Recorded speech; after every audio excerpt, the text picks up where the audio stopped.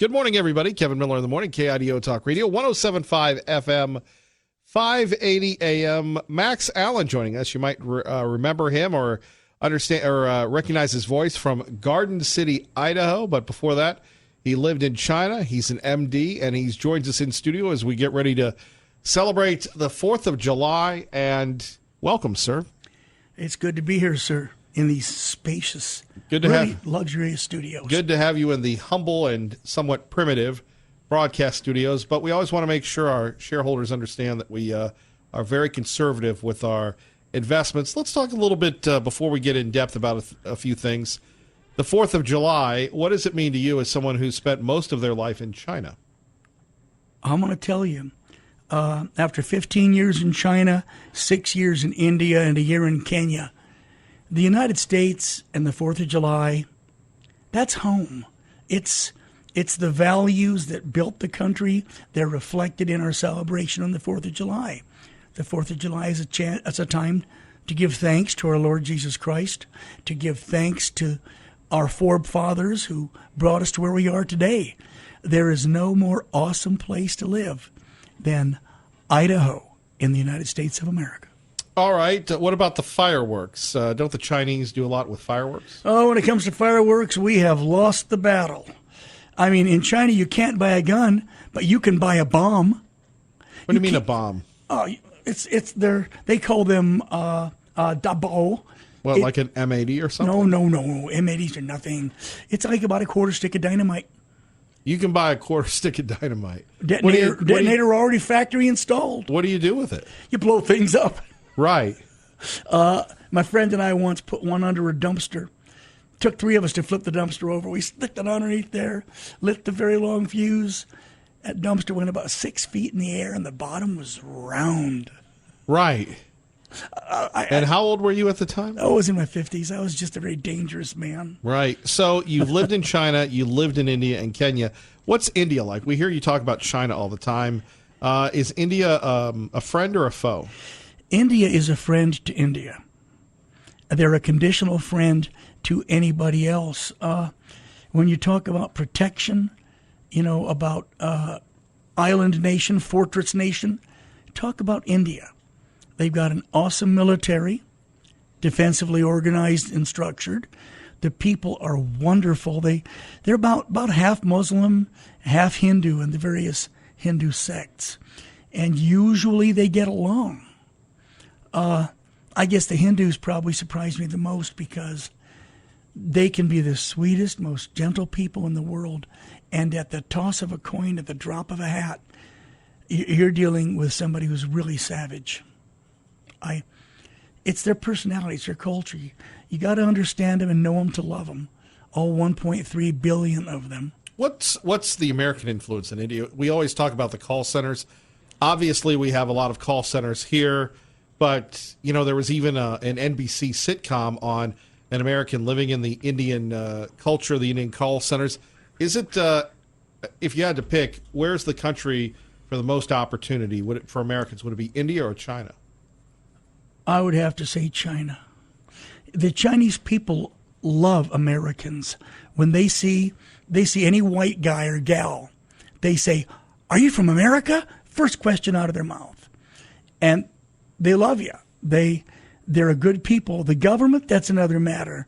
I'm not too fond of governments anywhere.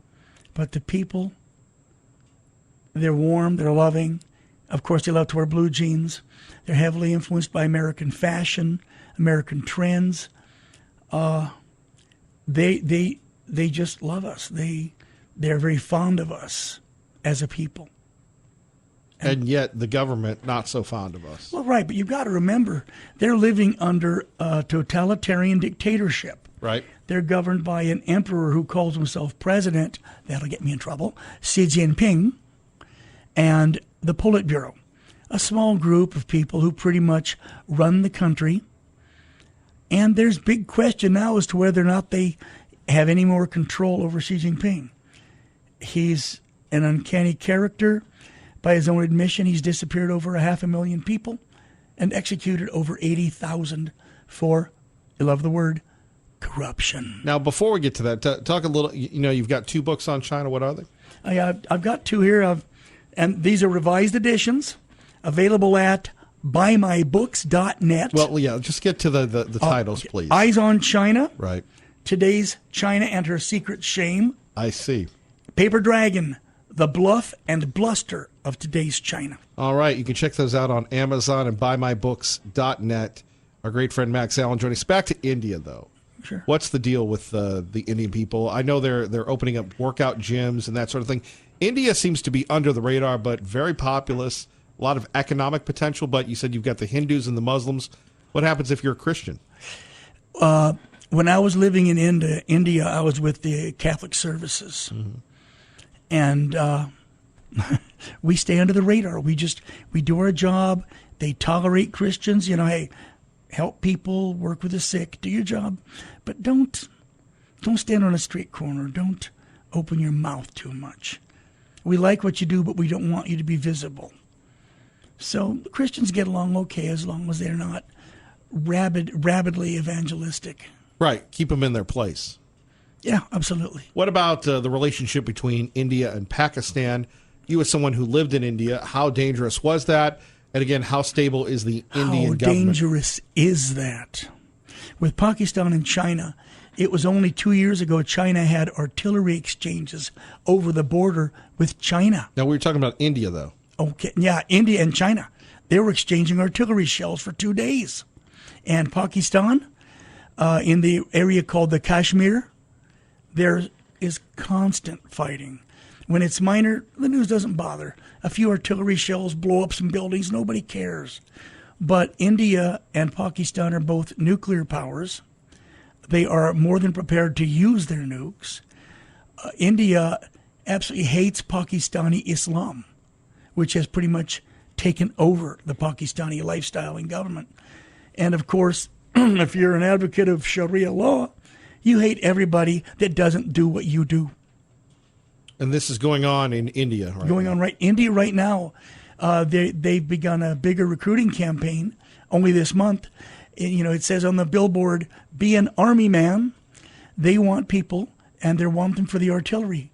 They have a marvelous artillery corps, very high-tech, modern, well-trained, and they're now bolstering their defenses in the Himalayas and on the Pakistani border. They feel that something is coming. I keep my pulse on the entire Asian region. And well, we've talked about that for years. Sure. The Indians and the Pakistanis just don't get along. You've had Pakistani leaders killed, a lot of unrest. And here you have Pakistan, very small country in comparison to one of the great nations of the world, India. What's the deal between those two? The deal is the mouse that roared. Unfortunately, when that mouse, Pakistan, roars, they do have nuclear teeth. You know what? If I could sum it up, the Indian government is largely driven by a self-imposed bureaucracy and the will of the people. The Pakistani government is driven by the hatred of the Sharia. Wow. Max Allen joining us, Kevin Miller in the morning, KIDO Talk Radio, 107.5 FM, 580 AM. Getting back to this, so what led you to China? And your years in China, you witnessed the unprecedented economic growth, the cities, the businesses, some would say the greatest transfer of wealth from America to the communist Chinese. What was that like, being an American, living there in China as it happened? It's an absolute, it's amazing. I would say that China has grown too quickly. They've run before they can walk. Pardon me. And in my books, especially Paper Dragon, you read it and you'll find out how they are wrecking their culture in a headlong dive into modernism. Mobile phones. China is even more cell phone centric than America. They've gone to the point of idiocy. You couldn't believe it. When I first was in China, you saw black and white bicycles all over the place and black cars once in a while. Not too many cars. Today, there are traffic jams with Fords and Hondas and the mini. Well, that's what they call progress. Well, yeah, that's what they call progress, but I see how the progress has ruined When you're having dinner with friends, there are certain protocols you follow. There is etiquette. That etiquette is now destroyed because their phones are going off in the middle of a meal. They're answering it. The conversation that you were having is dropped until they're done with their phone. It's just, I'm an old-fashioned guy. Sure, I turn my phone off. But back to, and thank you for letting us know that you turn your phone off. However, the buildings, the infrastructures, being there when that happened, you're seeing it from the very beginning, and then you left at its peak.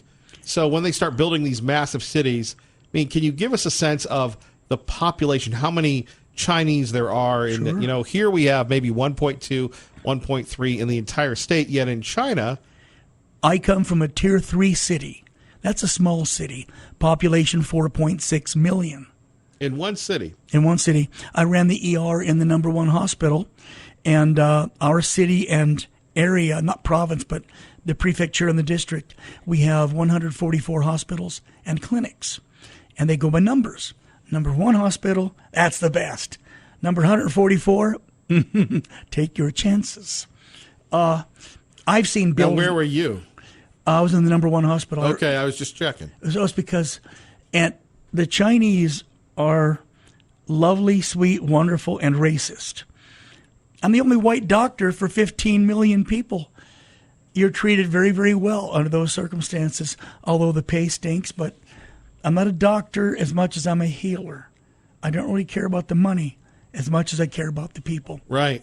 I could not have worked for $537 a month as a doctor, a physician running the ER in any other country. What were their facilities like compared to the facilities here When I began or when I left? when you began? Oh, good Lord. An ambulance was a panel van with a stretcher in the back. No flashing lights because those cost money. In the ER, oh, Lord, I think I had, out of 36 employees, I had 2 that knew CPR. We had defibrillators on the shelf in plastic bags that had never been opened because the instructions were in German. Sure. So they just shoved them aside. And during the 10 years that I was privileged to work with these fine people, I fired over 100 people, hired well over that many, and we brought our survival rate. This is patients coming in and not dying on the way out. Went from 74% to 91% in 10 years, and I'm very proud of that. Max Allen joining us, Paper Dragon, and let's see, Eyes on China. Kevin Miller in the morning as we get ready to celebrate the 4th of July. We appreciate you listening. Don't forget Glenn Beck, Dave Ramsey, Sean Hannity, and Lars Larson. Keep it here. More coming up next. You're listening to Kevin Miller on KIDO Talk Radio.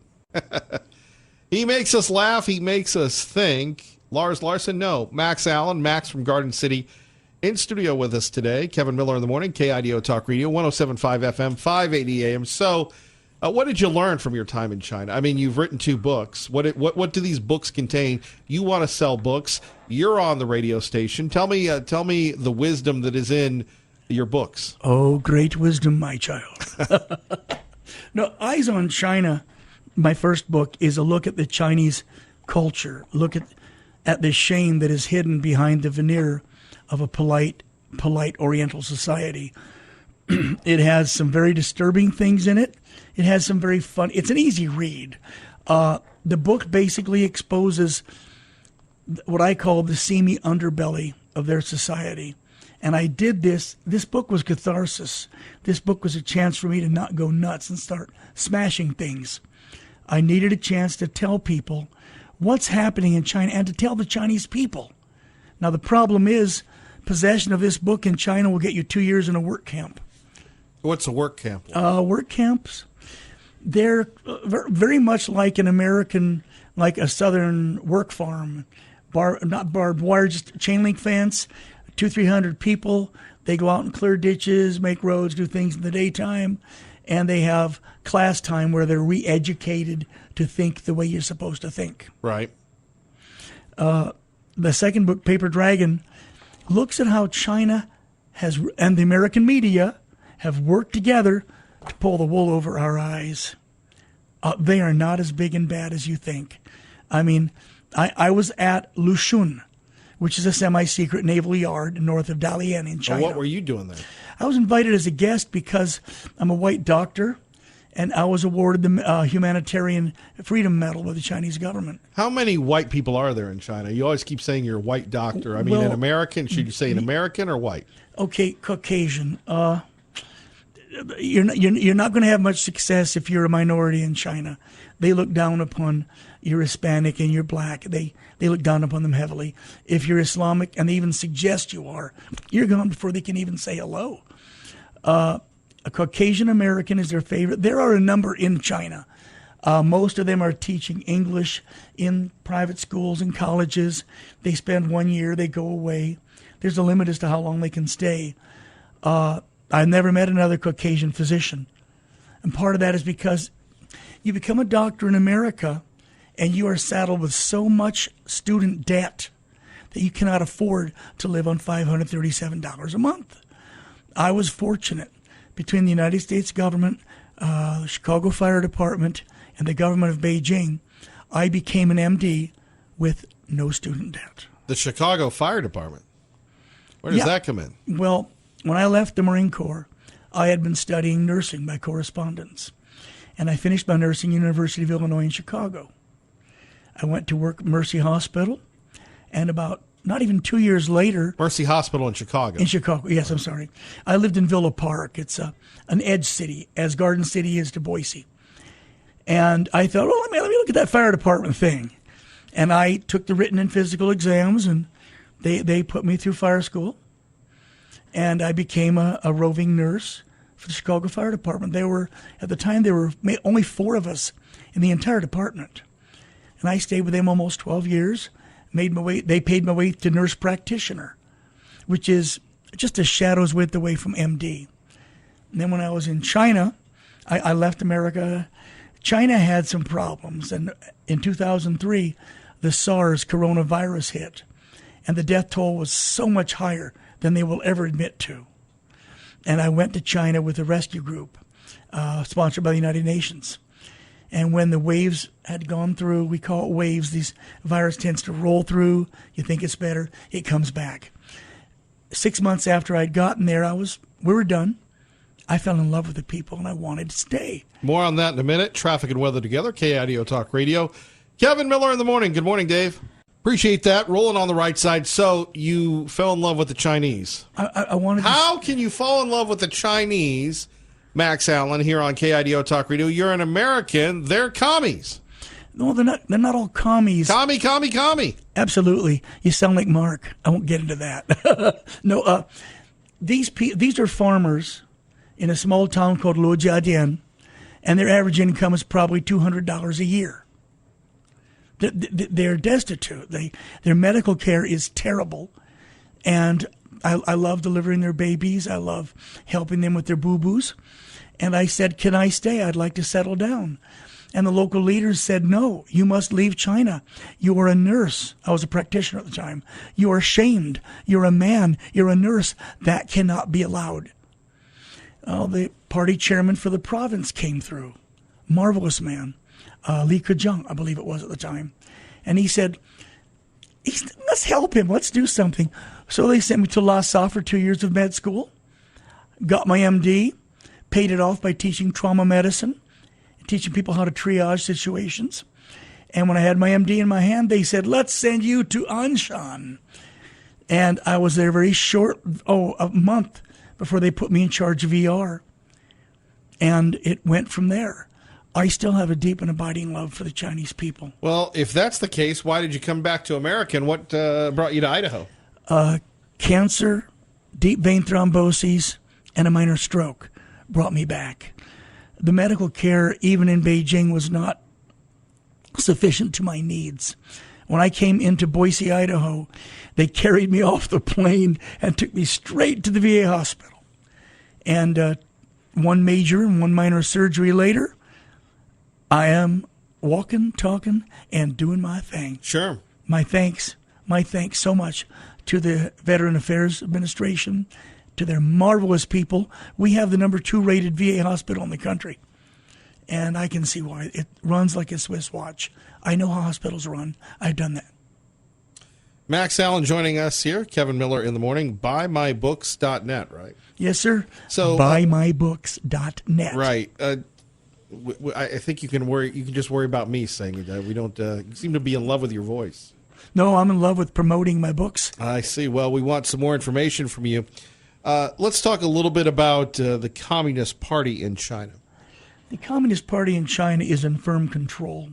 You'll see many people that say China. Oh, I'm sorry. Now, speak into the mic. You got to get close to the mic. China is the party. The party is China. And that mantra. You're crossing your arms for people. I'm crossing them as the hammer and sickle. This is a mantra that is being driven into them more and more today than ever before because of President Xi Jinping.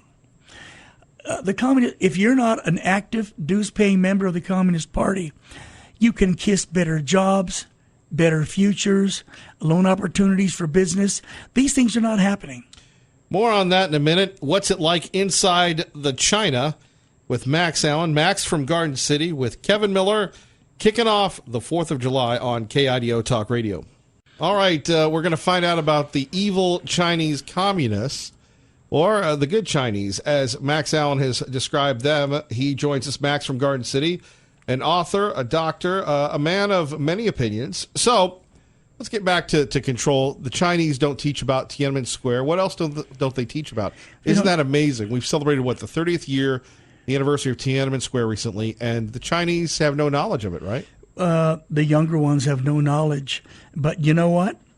We talk about Tiananmen, but we don't talk about the Chengdu massacre. In the large city of Chengdu, 30 million people, there was a very similar event at the same time, almost coordinated with the people at Tiananmen. And Deng Xiaoping, general of the armies at the time, ordered 2 massacres, not 1. No video got out of Chengdu because when they came down on Chengdu, they called it an Iron Curtain. Wait a minute, you're saying 30 million people? In that city, yeah. Right. Chengdu, Chongqing, about So 30 million. How many people were massacred? From my sources and friends, about 3,000. So what happens if you speak out in China? We hear they put you in the jail. If you're lucky. If you speak out, if I speak out as a foreigner, especially an American, they're going to take me to the jail. They're going to beat the crud out of me, drill a hole in my passport, take me to Shenyang, kick me off on a plane, and say, if you come back, you are not going to like it. What do you mean drill a hole in your passport? They take your passport and they drill a hole through it, right through it to invalidate it. It tells the Chinese you are a deported criminal. So what happens when you get off the plane in, let's say, Finland or wherever they send you? Well, they sent me to the United States, to Seattle, and I showed that passport. This happened to you?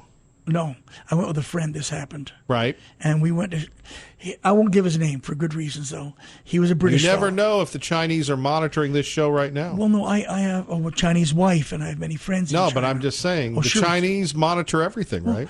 You've got these little communist punks of the Confucius Society at Boise State, and Not only at they're Boise relaying State. everything right back to. We'll get to the Confucius Society because that has been outed thanks to Trump. But back to this deal. So they drill a hole in your passport. Let's say you go to another country. They won't honor it, or what happens? No, they'll honor it. What happens is, first thing any foreign port of entry will see is American passport coming from China, or British, his case, British passport, hole drilled through the middle. And they'll go, kicked you out, did they? It's not uncommon. Usually the people they kick out are African black people. They're in concentrated areas in the country going to school, going to college, not immigrating. China has no immigration policy. So you and I couldn't become Chinese. Oh, no. You couldn't even, there's no such thing as a green card. I've got a passport this thick, I'm showing my hands really thick, with my annual renewals for all the years I was there. They do not want immigrants because they don't want the purity of the Han race to be sullied or polluted by interlopers. Max Allen joining us. Max from Garden City. Kevin Miller in the morning. KIDO Talk Radio, 107.5 FM, 580 AM. So what are they taught about us? You said the Chinese people love the Americans, whether it's in your book, Paper Dragon, or Eyes on China. What does like the average 45-year-old Chinese think of America? The average 45-year-old Chinese is not a member of the party. because although the party's required for so many blessings, the majority of Chinese have decided, you know what, I don't want to put up with it. I'll try to make it on my own. Average 45-year-old might be a press operator or an engineer with Sure. But what does he think his thoughts are, America is so wonderful because the air is clean, the water is clean. What do you mean, the air isn't clean in China? No, it's not. I once went an entire year and never saw the sky. What do you mean you never saw the sky? Didn't see the sky. All you see is a brownish, like looking through the bottom of a beer bottle. Like an inversion on steroids?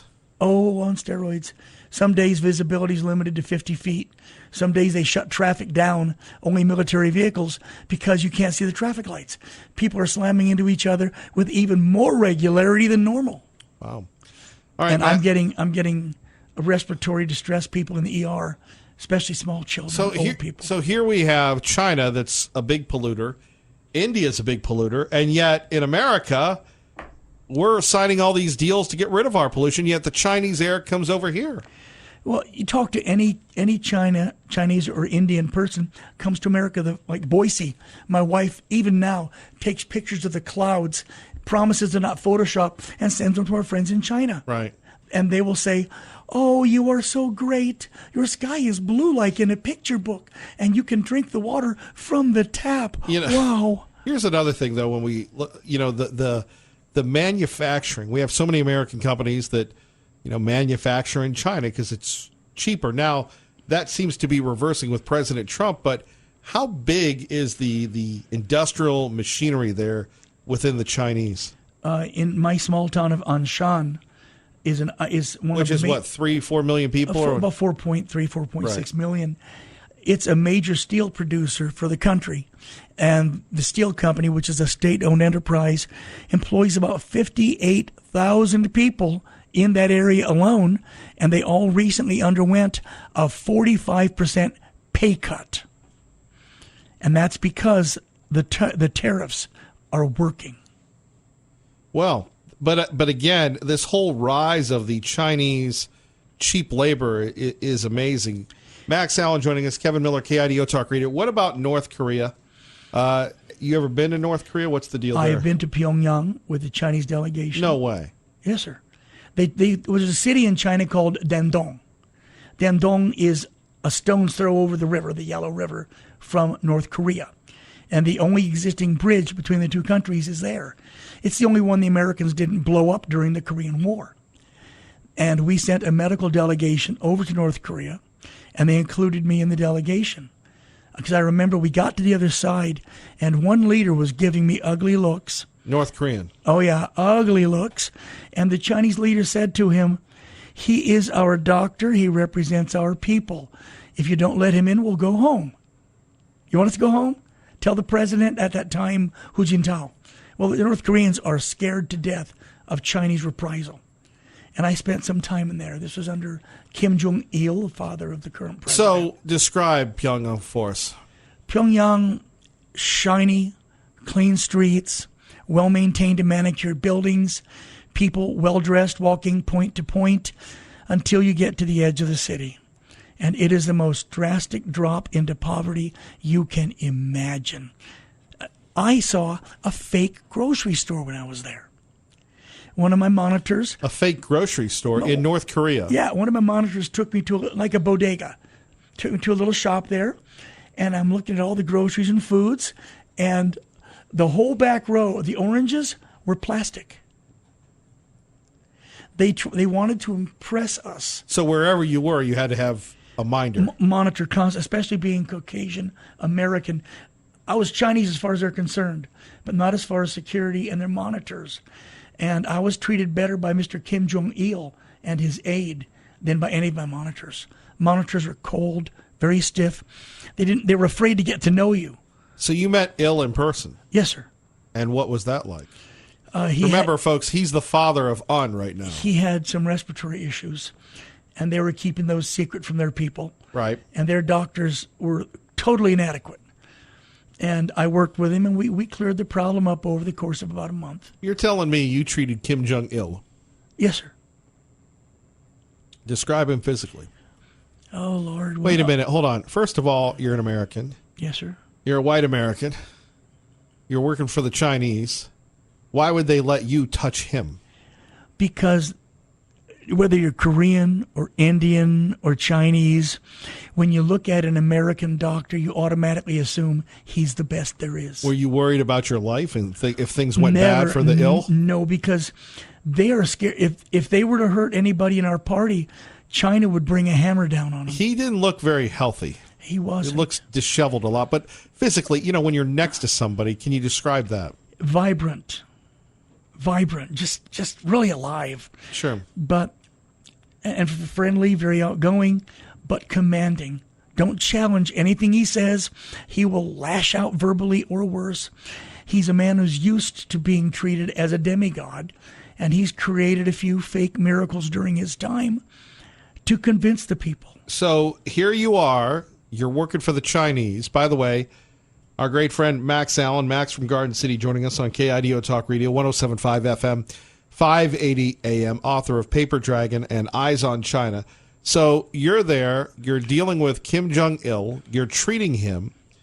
And here's a man who has ordered thousands, if not over 1 million people to their deaths. He's a butcher. A man responsible for starving his own people, sending them to the work camps, escalating the tensions on the DMZ. What's going on in your mind? Is this like looking at Hitler?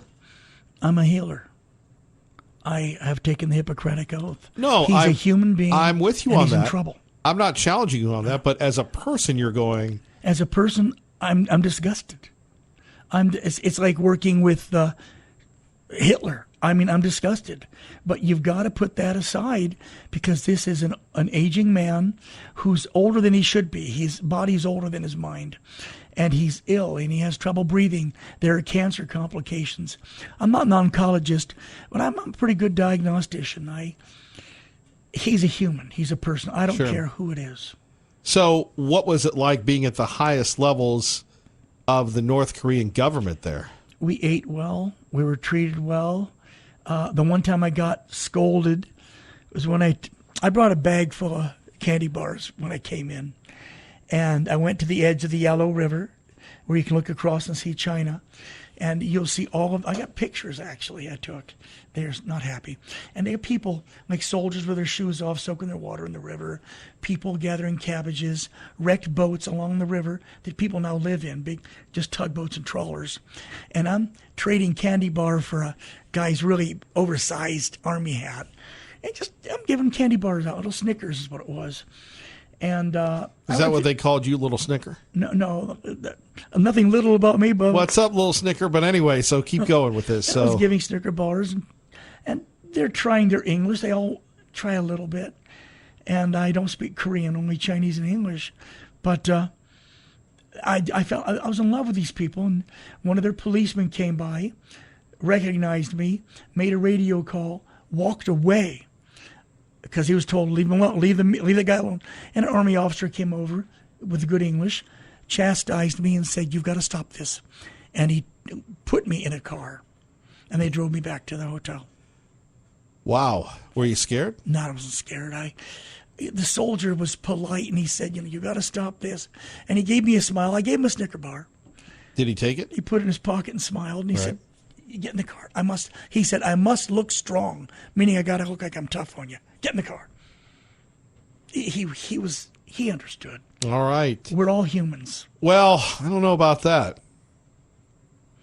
Well, we're all humans with the exception maybe of some other radio stations talk announcer. All right. More coming up with Max Allen. Check out his books. Kevin Miller, KIDO Talk Radio. Kevin Miller in the morning, KIDO Talk Radio. Max Allen joining us. Max from Garden City. Now, you've been on me for, 2 years to be here. So does this, do I get any absolution here or not? Well, you know what? If you let me take you to lunch, we'll call it square. The Golden Corral, is that okay with you? Or? Yeah, or Chucker. I love Chuckarama. Oh, we'll have to do that. We'll have to definitely do that. So when we last left, you were in North Korea. How malnutritioned are the people there? We hear that they're being starved. And again, you were only around a limited select group of people. Did you notice it? Was it obvious? Yeah, I only noticed it when I would break away, like the time I went to the river across from Dandong. Once in a while, they had to watch me because I'd break away. I'd want to meet the real people. And break away, they'll send you to the pokey. No, not the good pokey. Always either. a polite officer says, "Please get in the car. Right. Stop doing this. Where's your monitor?" Right. The people. It's not like Biafra, where the ribs are showing and the heads are teetering on tiny necks, but they have the signs. They have the typical bloating of the belly. That bad? Yeah, the typical belly bloating, and skin problems, eye problems, and a real problem with inbreeding. A real problem. Inbreeding. There's a lot of that in North Korea. Now, did you get a chance to go to the DMZ at all? No. Yeah, I was going to say that was amazing. What did you make? Was On around, or was they had him in the schools or Un something? was in some foreign school. Right. And his father always referred to him derogatorily. Well, Un was not the chosen one because I was you third had choice. Right. The other one got caught at Disney in Tokyo or something like that and embarrassed him, and then Un got rid of him. But he goes further. The others simply said, "No, I really don't want this." What happened to Un is a selfish little brat. No, I mean, what happened to that one? Is he? No, they just said, "No, we don't want it." Dad's not going to whack his kids. But Un will. He's an interesting story. I have a theory about him now, though. What did you make of he and the president meeting? I think it's a great thing, but I have a fear. I mean, on the DMZ. Yeah. No, it's historic. It's a great moment. It's a photo op. It's a possible, it's a possible negotiated breakthrough. But my fear is that Kim Jong-un is no longer running North Korea. My sources, my friends, I talk to almost every day, say that he's being run by the generals now. Well, he's killed all the generals that disagreed with him. His uncle he got. Okay, but Pak is in charge. He's the lead general. Well, what's Pak like? Pak is a hardliner. Pak is, we are North Korea. One day all of Korea will be unified under our badge. And he leads a military, what do you call it, a cabal. And they, cabal. And they pretty much, my feeling is that they're running the country. And Kim Jong-un is really just doing as he's told to stay alive. More with Max in a minute. Kevin Miller in the morning, KIDO Talk Radio, 580 AM, 107.5 FM, traffic and weather together. Good morning, Dave. All right, we've got that out of the way. Just a few more minutes with our friend. Our friend Max Allen. Max regards, this is what they paid me to do, is to reintroduce you. So go ahead, please. I do not in any way dismiss the fact that Kim Jong-un is a spoiled, rotten, traitorous, murdering little crap. I don't dismiss that. But by the same token, I don't think that since the first meeting with President Trump, I think the military has taken control, and they're afraid to hurt him or kill him because he's regarded as a form of demigod. But they're pulling the strings, and they got the threats against his wife. We already know about those. They've made threats against his wife. So we'll get back to On in a minute. What do you make of the DMZ? I mean, they say that's the most dangerous place in the world. And it's been underreported how many times the North Koreans have had incursions, have killed Americans, have killed South Koreans. In fact, it's just not at Checkpoint Charlie there, but the DMZ goes, the entire border, and there's areas where the North Koreans have built tunnels. There's areas where there's woods, and, you have U.S. military out there chopping the woods, and all of a sudden the North Koreans get them. It happens, and it's like in Cuba. You've got a demilitarized line as well. Anytime you're facing an enemy bent on your destruction, and you can see him through a pair of Kmart binoculars, you need to have your guard up. And remember, they are the bad guys. But South Korea has their own share of tunnels into North Korea. What you have is two big babies who can't get along, and one is worse than the other. Because if you look at South Korea and the government of Seoul, you can in no ways consider them to be a free, democratic republic or democracy. What do you mean by that? They elect a president? They do, but the way they select the candidates for the presidency, the way they tip the polls, they pretty much get who they want in there. And once their prime minister or president is in place, far more subject to the influence of the old guard. South Korean people, they're just not happy with anything right now, and for good reason. Well, they've got the best internet in the world, and they have Samsung. What's so bad about South Korea? Well, they feel like they're being betrayed by both their government and the American government. They don't feel like they're being given the full story. They feel like they're being railroaded into various agreements and negotiations. I don't know. All I know is that if the U.S. is involved and the American people's will goes forward, any foreign country can only benefit from the blessings of the greatest nation in the history of the world. Will China ever allow the Koreans to be unified? Not a chance. So it's in their interest to keep Un and Pak and all the usual suspects employed. Well, do you think this nuclear testing in North Korea is just for North Korea? It's not. All of the monitors and sensors are manned by Chinese. This is how China can continue nuclear testing and changing without the UN frowning upon them. They just do it over the border. So they have the North Koreans as the patsies. All right. If you had to predict, based on your time in Asia and monitoring the Iranian situation, where do you think the next hotspot's going to be? I really think the next hotspot is going to be on the Chinese-Pakistani border. And there's not a lot of news, but they are really getting ugly. Open threats, words like, I will smash you, words like, you will be a burning cinder. They're getting ugly. The last time they had Pakistani influence was when they had the war in West Xinjiang in the early 2000s. China lost a lot of troops, but so did your Muslim radicals, your Pakistani-backed people. And finally, China managed to push them back and save their oil fields. China only produces a third of the oil she needs. She's sensitive to Iranian oil, Saudi, and now American natural gas. Right.